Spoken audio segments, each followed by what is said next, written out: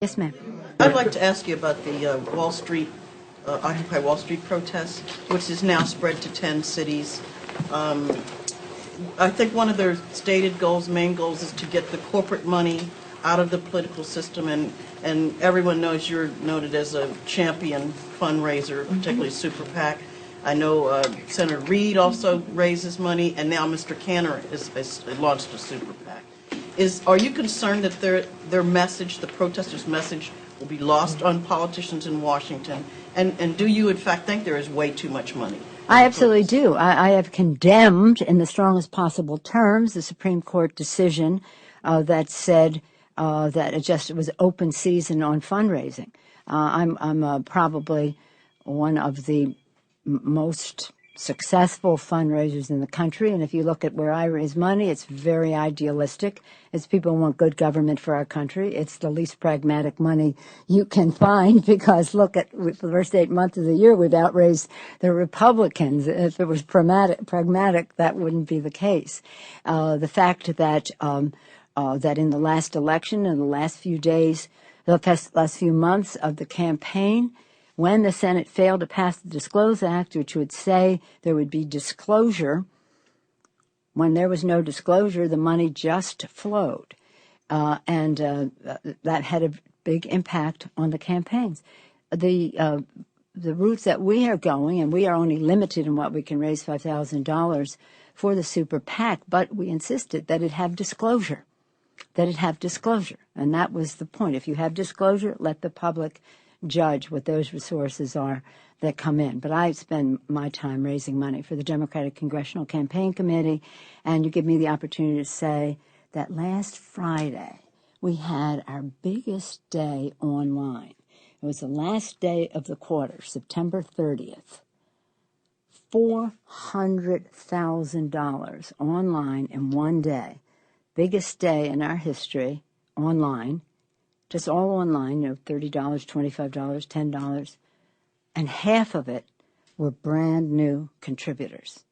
That is really the future, I hope, of resources coming to campaigns.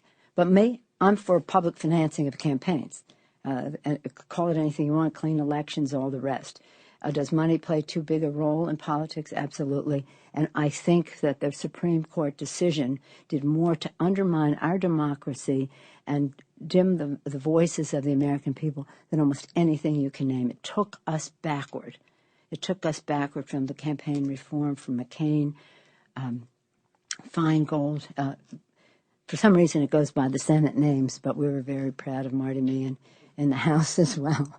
Well, the message of the protesters is a message for establishment every place. The focus is on Wall Street, and justifiably so. I think